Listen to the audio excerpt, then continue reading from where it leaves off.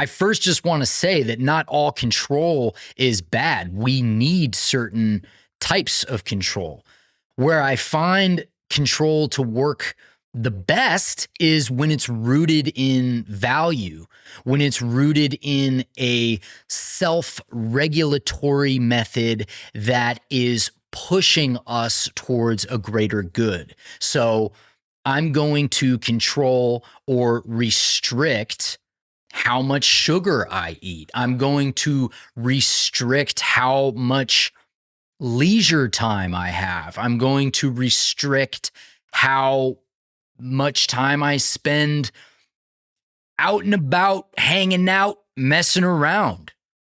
So these types of control, which we could also maybe identify as discipline, growing discipline around certain aspects of our lives, this has a net benefit and allows us to grow.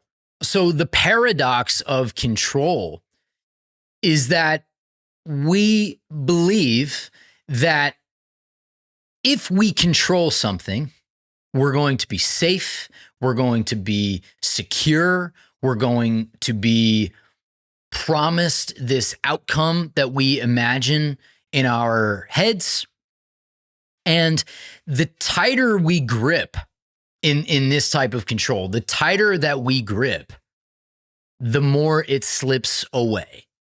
And the less flow we have, the less creativity, the less opportunity of other potential outcomes, which I've talked about before in almost every other episode, the limitation of all potential outcomes, right? So the paradox is that it can serve a purpose, but it becomes pathological when we sort of obsessively apply it.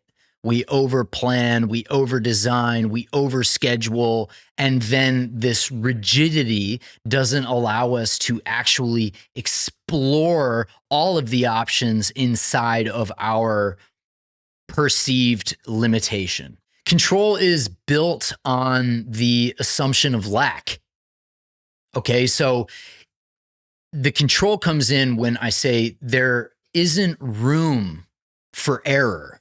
There isn't room or a margin to shift left or right. It needs to be this way. And if it's not this way, then it's going to fail, or whatever outcome happens other than this way, I'm unable to deal with.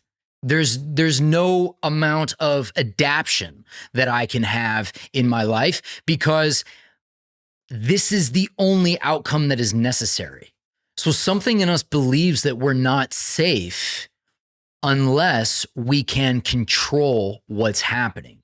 If something is out of control, then we are unsafe. And if we are unsafe, then we are at risk of death, even if that's in our own minds. Our nervous system gets out of control. We lose our breath. We get a growing spiral of anxiety, and we're in the pit of chaos.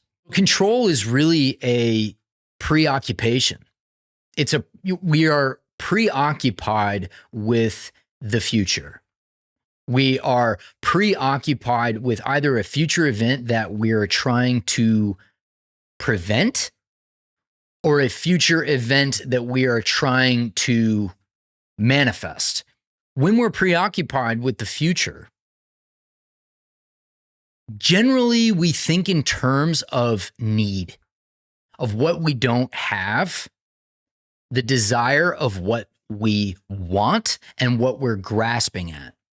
So when we're preoccupied with the future, it takes us out of the present moment. And if we're taken out of the present moment, we can't be grateful for the things that we do have.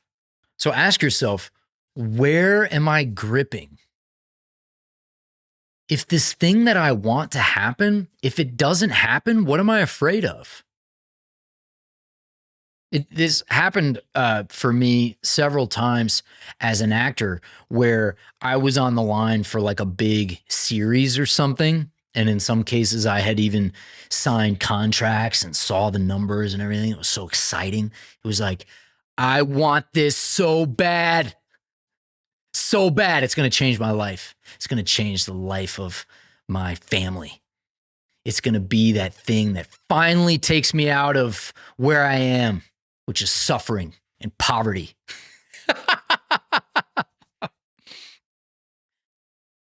There's no gratitude in that.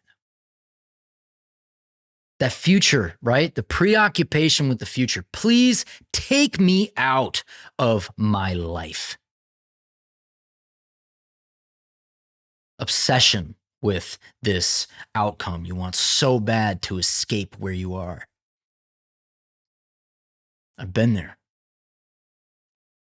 When we're trying to control something, we're preoccupied with the future, with the outcome, not the process. We're preoccupied with the outcome and not the process. We're preoccupied with what we need and what we don't have, and not the present awareness of what we do have and the gratitude that we have for the space that we're in, the bed that we sleep on, the water that we drink. What could happen if you let go of that thing you're holding on to? The opposite of control is not chaos.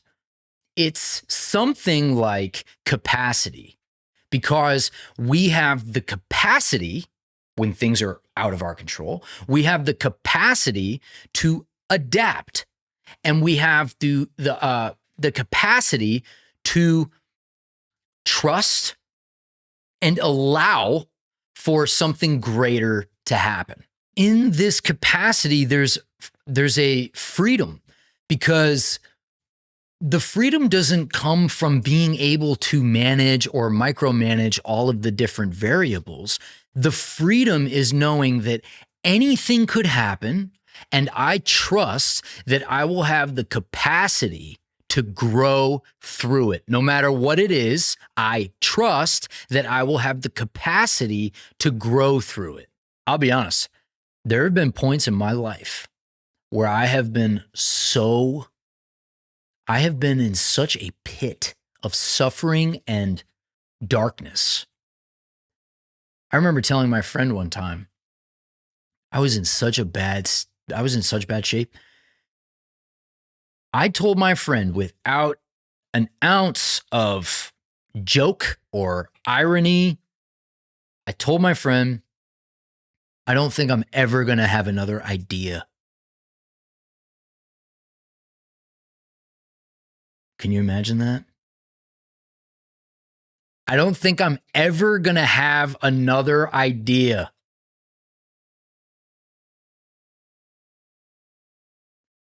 I came out of that place, I don't know, maybe a week or two later or whatever. And he and I laughed so hard about that, because when I came out of that darkness, everything was an idea. I had so many ideas, I couldn't write them down fast enough. I couldn't say them fast enough. I couldn't keep up with what was happening. And we laughed so hard. I'm never going to have another idea. Can you imagine the scarcity that I was living in? So much lack that I'm never going to have another idea.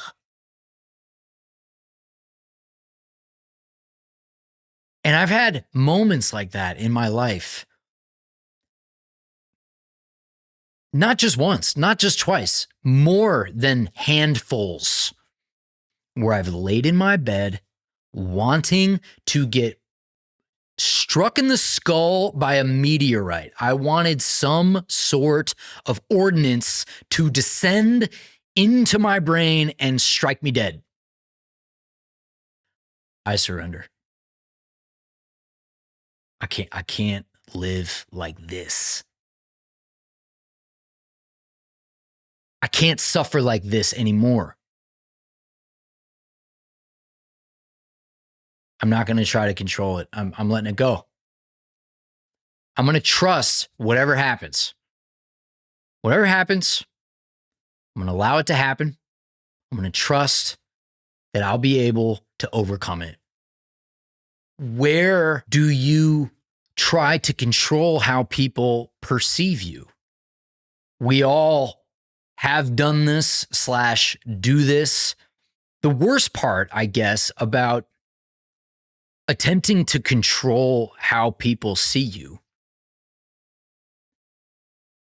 is that what you're offering them is an image created by what you think they want, what you think they will adore, what you think they will love. So what you present is not you. It's a fictional character. It's a low resolution image of who you think they want you to be. If they love that version of you, it hurts twofold because it's not sustainable to keep up that character. And I'm not talking about, was it Tom Ripley? I'm not talking about like you've created a character. It's like that, but it's so deep and subconscious. And it's for all of us. Like we've all done it. People may love you, but they don't, but it's not you that they love. It's this idea of you that you think they want to see. And if they reject that, whether they accept it or reject it, you're still not expressing you, your authentic you. It's deflating and exhausting because it's just image maintenance. It's image maintenance and it's inherently decaying because you're getting older. It never stops. It's like one last tweak, one last hair movement. It just keeps going and going and going. And you see it to its full pathology with people who get an absurd amount of plastic surgery. I mean, you've seen these people and you're like, wow. No one told them. They didn't realize that they're beginning to not look human anymore. Now, let's say that's pathologized.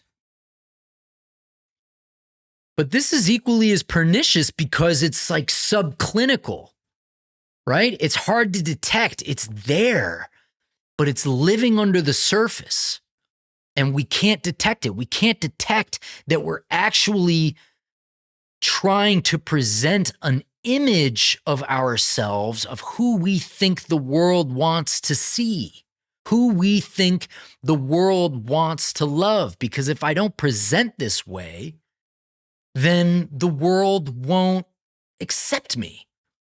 And if the world doesn't accept me, I'm ostracized, marginalized, exiled, and alone. So the thing we're trying so hard to get them to love isn't even us. It's a projection. It's shadows on the wall of the cave. And there's a whole outside sunlight, grass, and trees authenticity that's waiting for us. So the heartbreak is that we don't feel known and seen because we're not known and seen. We're not showing who we are. We're trying to control how people perceive us. If we're trying to control how people perceive us, we don't trust that anyone will love who we really are. And when you want to shift from scarcity of control to abundance, you say, this is who I am. You see me now. Love me? Hate me? Don't care? Cool. I'm good. I'm good with who I am. Now I'm free. I'm liberated. You will feel lighter. I promise. You will feel lighter. It's like when I shaved my head, right? So I'm going to be 34. My hairline started to creep back a little bit. I got all nervous. Oh, people won't like me. It's a bunch of baloney, right?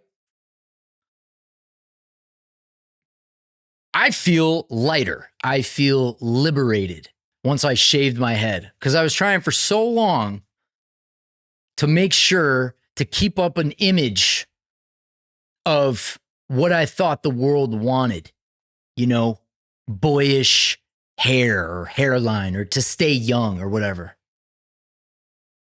Bullshit. I don't care.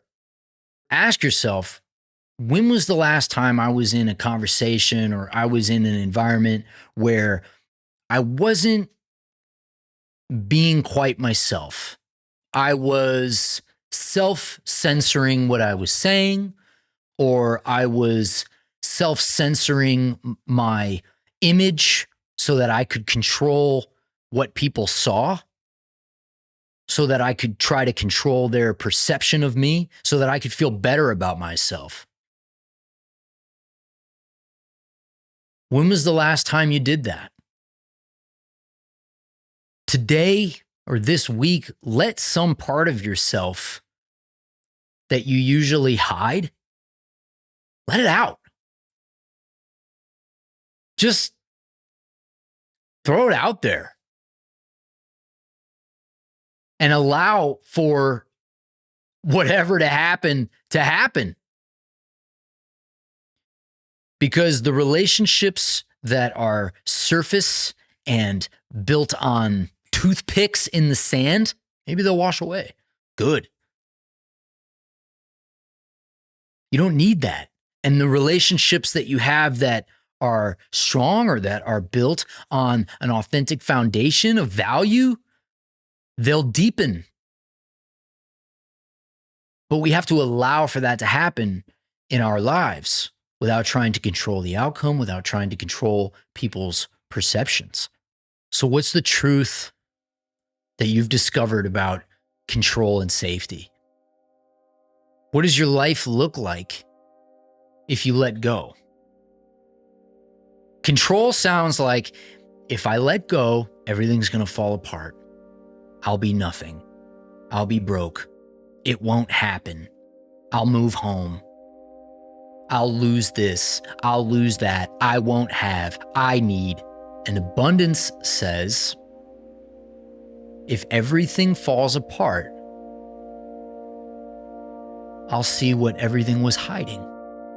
You're not alone. You're not by yourself. Even when you feel alone, even when you feel like you're never going to have another idea. I call it drooping under the burden of blossom.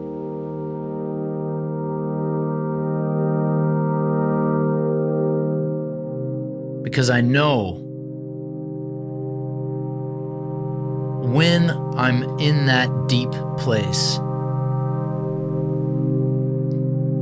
I know somewhere in my heart that when I come out of it, I'll have fruit to bear. So this is part 2 of deleting scarcity of the series. In the next video, I'm going to cover comparison and where scarcity is hiding in comparison. And for now, drop a comment about where you are going to release control. What are you going to release? What are you letting go of? And remember, letting go is not passive, it's actionable in trust. and allowing. You're choosing to trust and you're choosing to allow. Thank you.